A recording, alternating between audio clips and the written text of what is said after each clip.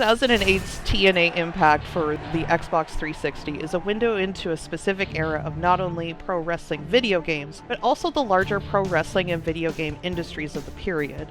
It offers a significantly different experience to the WWE games that it was released alongside, but the question is whether or not it manages to grab the brass ring, or if it needs to be boxed up and sent back to Ohio FCW, NXT 2.0? Maybe? This is Director Stephanie of Twitch.tv/Director Stephanie, guest narrating for Makopowered. Welcome to Weekend Rental, where we look at games that, while not widely considered classics or even good, are still worth examining and maybe even playing despite themselves. TNA Impact was developed by Midway Games, and while not the first wrestling game made by that studio, it would be the last. See, Midway Games, and yes, it's that Midway Games, developer of iconic arcade hits such as Smash TV, T2 the arcade game, NBA Jam, and a little-known gem called Mortal Kombat, was in serious financial trouble during Impact's development. Less than 6 months after the game's release, the studio would wind up going bankrupt. So in addition to being Midway's last wrestling game, it would be one of their last games ever. These factors appear to have taken their toll on Impact's development, so there are a lot of aspects to the game that feel rushed or half-baked in order to get it out to the public. Let's go back to what I said about it not being their first wrestling game, though, because there do appear to be some ties to that previous release, however strenuous. Midway's other wrestling title was 1995's WWF WrestleMania, the arcade game, a game a lot of people seem to misunderstand. It's easy to think that WrestleMania was patterned after Mortal Kombat, and to be fair, with the digitized wrestlers, 2 out of 3 falls, and combo system, it makes sense why. However, according to Mark Turmel and Sal DeVita, the designers of the game, it was created with more of the intention of a wrestling version of NBA Jam. That kinda makes sense, since Turmel and DeVita were responsible for that game as well. Turmel and DeVita are also where the tie to TNA Impact lies, as both of them appear to have worked on this game too. I say appear to have, because while the credits for this game list Turmel and DeVita as creative director and designer director of Midway LA, respectively, there's no additional evidence that can be found that they actually worked on the game. They don't show up in any of the pre-release interviews or dev interviews during end credits. They just seem to be higher-ups in the studio who get mentioned, calling to mind the mystery general manager of WWE's Raw back in the day. Why is this so important? At first glance, TNA Impact takes almost no inspiration from Midway's previous entry into the wrestling game genre. Instead, the devs, at multiple points within multiple interviews, refer to their actual inspiration.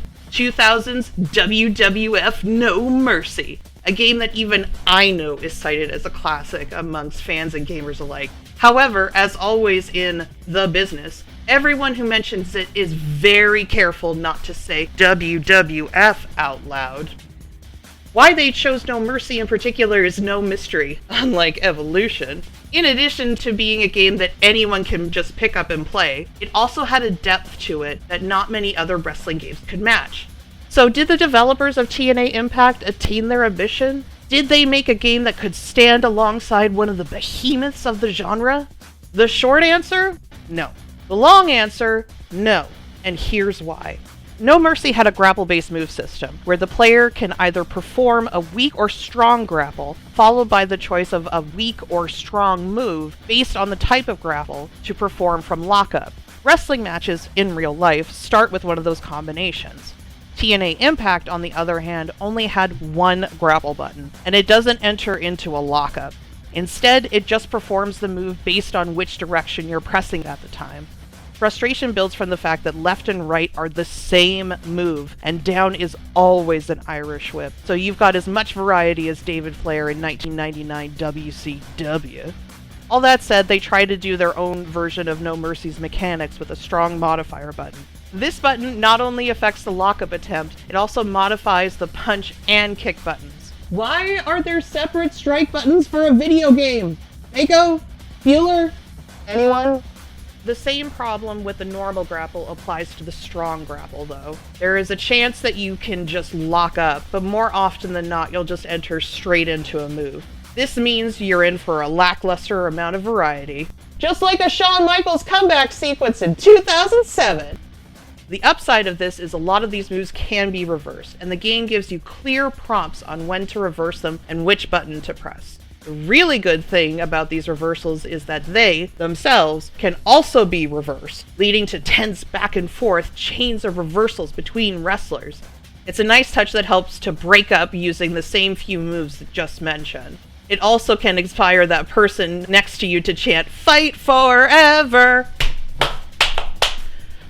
The submission move mechanic is also really cool, because it's not just button mashing. Instead, both the wrestler performing the submission move and the wrestler in it have competing QuickTime events, which, yeah, QuickTime events, but it's also a nice way of simulating the struggle between applying the hold and fighting out of it. On that note, there are a few fundamental elements which are missing from the core gameplay, which are interesting choices. For one, rope breaks aren't a thing for submissions or pins. This is made all the more ridiculous with Impact's six-sided ring, which gives a competitor more rope to go after. For another, there's no countouts in this game. You can stay outside the ring as long as you like because there's no pen count. This is also before we discuss when the game glitches out, like in this game playing as Kevin Nash. I'm not sure what happened, but for some reason, every move I attempted just came out as Nash's jackknife powerbomb, which is his finishing move in the game. Considering Nash's 5 moves of doom, and that's only if you count the hair flip, it's not surprising. At least it lends to realism as Nash bumped for basically no one after 1997. Quick aside, can we talk about Kevin Nash's so-called ring attire? Of all of the outfits Nash could wear, we get him in a golf shirt, jeans, and a pair of chinos. Suppose this is his PTA meeting look? Lazier still, the photo in the character select screen doesn't reflect this. It couldn't even find his Oz cloak? A black tee and jeans? Okay, let's focus on the game's actual roster, which consists of 28 wrestlers and contains a nice mix of stars. You get the older, more established wrestlers that you might remember from such promotions as and like Booker T, Kurt Angle, Sting, and Scott Steiner. Yes, this is the era of Steiner math. See, the three-way at Sacrifice, you got a 33 1/3 chance of winning. But I got a 66 2/3 chance of winning because Kurt Angle knows he can't beat me and he's not even going to try. So, Samoa Joe, you take your 33 1/3 chance minus my 25% chance, and you got an 8 1/3 chance of winning at Sacrifice. But then you take my 75% chance of winning, if we used to go one-on-one, and then add 66 2/3%, I got 141 2/3 chance of winning at Sacrifice. See, Joe, the numbers don't lie, and they spell disaster for you at Sacrifice. Praise unto Steiner math forever! There are the wrestlers who really made a name for themselves, first on the post-WCW, ECW independent scene, then in TNA, many of whom would eventually wrestle for WWE, their third brand NXT, or current competitor All Elite Wrestling. These include the likes of Samoa Joe, Abyss, Christopher Daniels, and a clean-shaven, short-haired AJ Styles. Oh, would you look at that fresh-faced version of the Phenomenal One. I bet he hasn't even considered that the Earth might be flat yet. There are also a few solid tag teams, like Team 3D, aka the Dudley Boys with their Diet Supermarket Soda rebrand, the Motor City Machine Guns of Chris Sabin and Alex Shelley, and the criminally underrated Beer Money, Robert Roode and James Storm. Speaking of criminally underrated, you also get wrestlers who deserve to be better known, like Sanjay Dutt, Eric Young, and Jay Lethal. Lethal in particular. Hey Chris, you know he's been a target of speaking out, right? Okay, good. Just making sure. Too bad. Guy had talent. Anyway, the roster would actually be filled out by a first for a wrestling video game, DLC! If players chose, they could buy the best of Christopher Daniels' alter egos, Curry Man, or Petey Williams in his devolved Little Petey Pump days. And bonus, a free playable character in the form of Mike Tenay, because who doesn't want to wrestle as a 51-year-old commentator? Sadly, the DLC is now lost to the dustbins of history, and seems that the last patch to the game gated off Tenay as a playable character. Let Tenay win Ultimate X, you cowards! With a roster this stacked, you start to wonder why TNA wasn't so much bigger than it... Oh, yeah, right. Say no more, fam. That, and the arrival soon after of racist hot dog man and Eric Bischoff, things got dicey. All that said, though, there are some interesting missing names in the roster, which the game itself actually serves to highlight. When you go into your extras, there are 2 exclusive matches designated highlight reels. One of them is an X Division 6-way free-for-all match with Sabin, Shelley, Sanjay Dutt, P.D. Williams, Johnny Devine, who isn't actually in the game for some reason, and the guy who couldn't keep his hands to himself, Jay Lethal. The other highlight reel, on the other hand, is a gauntlet match, TNA's version of an over-the-top rope battle royal, featuring the Knockouts division. For those unfamiliar, the Knockouts division is what TNA calls its women's division, which persists to the modern day in its rebranded Impact Wrestling promotion. In 2008, however, it was a stark and welcome contrast to WWE's Divas division. While WWE hired their divas out of modeling catalogs and talent searches, the Knockouts were solid in-ring talents like Gail Kim, Awesome Kong, who would go on to be equally awesome in Netflix's Glow series, and Christy Hemme, just to name a few. Considering this clear advantage over the competition, why aren't any of the Knockouts in the game? Wait, sorry, that's not entirely true. Christy Hemme technically is in the game, but she only appears in loading screens to give gameplay tips to the player, and as a one-off in-game appearance so Eric Young can look like a creeper in story mode. Great, she's reduced to a TNA joke, if you will? Don't worry, I hate Chris for making me say that too. Wait, hold on a moment. The story mode cutscenes use the in-game character models, which means that they had a fully prepared, playable Christy Hemme model ready to go, and that's all they used it for? Considering SmackDown vs. Raw's roster had over 70 wrestlers all told, Impact's 31, including DLC, there should have been plenty of room for the Knockouts division. This just feels like the devs have aspired to include the Knockouts, but weren't given enough time. As a result, they threw in the Christy Hemme model because it had already been made. On that note, there's another issue with the roster that suggests that the devs weren't given enough time to be able to make the game that they wanted. While the roster itself is a good mix of talent, they all kind of play the same. I don't mean that in a the control scheme is the same for all of them sense, because that's not a huge deal for a wrestling game and hasn't been since the 90s. No, what I mean is that a lot of them have the exact same moves in largely similar movesets. Of the other grapple moves are shared between most, if not all, of the wrestlers in the game with little variation and the exact same animation. This situation is compounded by the fact that the opponent AI for single-player matches behaves exactly the same for all of the wrestlers in the game. None of the wrestlers behave according to their actual in-ring personality. They all follow precisely the same behavior through a match, which can make it incredibly easy to predict what to do and when. Thing is, it's actually pretty easy to figure out that this was because the devs didn't have enough time to give everyone their own behavior patterns and proper movesets. During Midway's Gamers Day in April 2008, Scott Lane, studio head for Midway LA, mentioned to GameSpot that the dev team gave all the wrestlers the same moveset and AI behavior to start out in order to get everything up and running, and were proceeding from there to make the wrestlers more individualized. Considering that the game was only 4 months away from being released, it's fairly obvious that they didn't get a chance to do that, which makes some of the decisions that they made for the story mode all the more puzzling. Okay, so first things first, the story mode is surprisingly substantial and will take a fair amount of time to play through. On top of that, it doesn't stick to the cut and dried, make your way up the ranks plot of most wrestling games, although there is that aspect to it. We'll get to it in a moment though. The thing is, despite there being 28 wrestlers on the disc, not all of them make appearances in the story campaign. Instead, the event cards that the story mode is broken up into are padded out with fictional wrestlers cobbled together from the parts available to the player and create a wrestler mode. This is made even more blatantly obvious because the player does not take control of any of the real wrestlers in the roster for story mode. They are forced to make their own wrestler to take through the career. Because of this, the player is walked through all of the components that will make up more than half of the wrestlers they will be facing before the credits roll.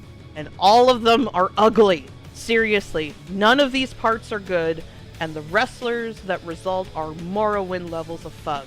On the plus side, for this playthrough, caution was thrown to the wind, and TNA's newest wrestler is just Geralt of Rivia, because there were parts that were close enough.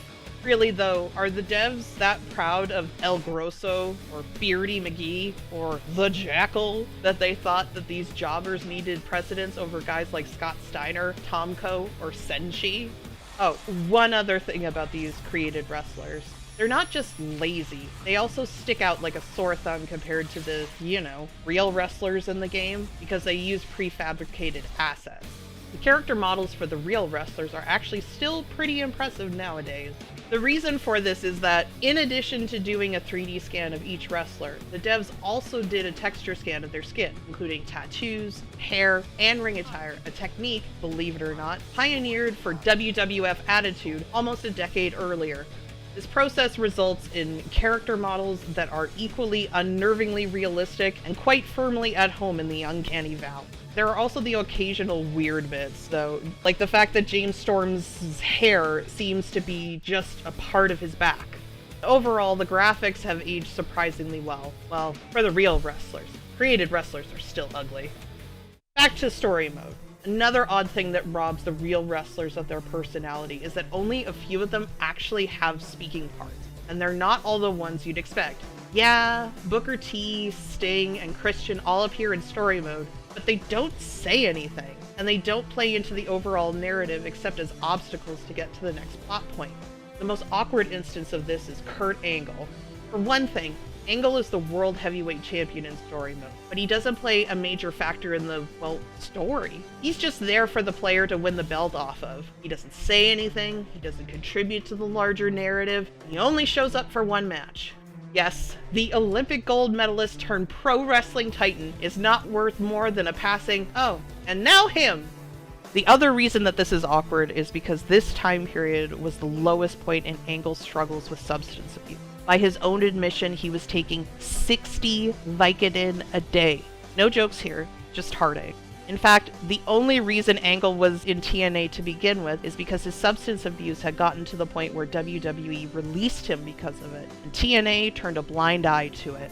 This sort of thing would come to a head with TNA in 2011 at the Victory Road pay-per-view, where Jeff Hardy came out for the main event against Sting too intoxicated to keep himself upright, let alone wrestle.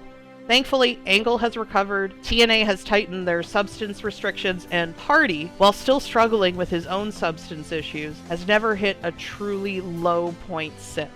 So yeah, having a clearly struggling Kurt Angle be the face of the game was just a teacher who gives everyone pity pass marks so they could graduate with their friends. On that note, and in keeping with that tone, let's plow ahead to the larger, uncomfortable aspect of this story mode. As mentioned, the story is much more involved than simply moving up the ranks. Instead, it almost plays out like a telenovela with secrets, betrayal, kidnapping, and an evil mastermind who we definitely need to talk about in a minute. First, though, is the issue with the basic setup of the story. See, your created wrestler starts out as a character created specifically for the game, named Suicide. Suicide gets beaten to within an inch of his life and is left for dead in Mexico with no memory and no face, giving an excuse for what he looks like however the player's created wrestler turns out. Spoiler, ugly. The created wrestler turns out ugly. Okay, so that seems over the top, but where's the problem? Well, the problem is that given the game's release date of September 2008, that means it would have been in development in the direct aftermath of what Chris Benoit did on the night of June 24th, 2007. After missing all of his scheduled WWE weekend events, it was discovered that Benoit murdered his wife, Nancy, and their 7-year-old son, Daniel, before committing suicide. In the ensuing investigation, it was determined that a combination of steroid abuse and permanent brain damage caused by repeated concussions sustained while wrestling led to severe behavioral problems, driving him to do what he did. This would lead to sweeping changes for the WWE to ensure that something like this would never happen again, ushering in the PG era, which, say what you will about it, was much safer for the wrestlers themselves. A big plus in our book. Anyway, because of this, it should be fairly clear why having the player's wrestler, named Suicide no less, be beaten badly enough that he can't remember his name, let alone his past life, would be, let's be nice and call it, in questionable taste. Thing is, TNA went all in on Suicide, the wrestler, and that included introducing him as a live character to their broadcast. Played by Frankie Kazarian at first, Suicide would show up on TNA broadcasts until, wait, this can't be right, can it? August 2021? Seriously? This is almost as bad as the Kiss Demon in WCW. It really lasted that long? Okay. Whew. Okay. That was a lot of really heavy topic material all in a row. Let's lighten things up a bit. So I mentioned that despite being the world champ, Kurt Angle is not the main antagonist in this game, or even a major player in the story mode. No. The real main antagonist of the game is JEFFJARRETT, Jeff Jarrett. Yeah, Jeff Jarrett is the mastermind behind everything you have to go through in story mode. And it's kind of understandable why. Jarrett was one of the co-founders of TNA back in 2002 and was still vice president at the time of the game's production. Now, because of the story mode structure, Jarrett couldn't make himself the protagonist of the game, so why not give him a starring role as the antagonist? More than that, he definitely carries a final boss feeling in the game, as he is ridiculously overpowered. Seriously, it only takes a couple of strikes from him to push your wrestler's torso damage into the red, and that's not just because the created wrestlers aren't as strong as the guys on the main roster.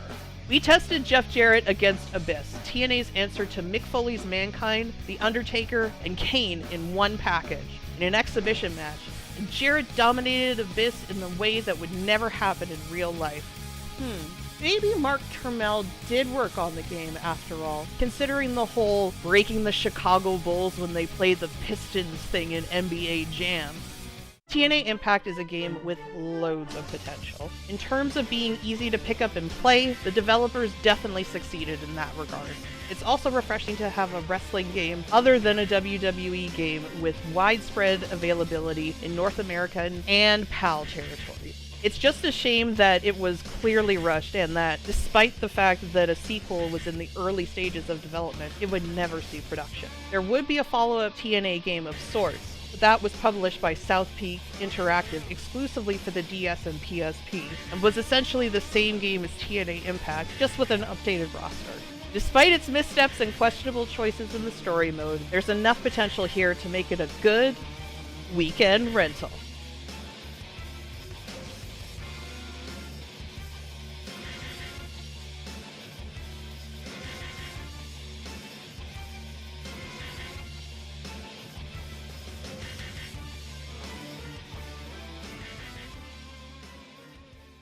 The divide was always here before they came, but it knew nothing of itself.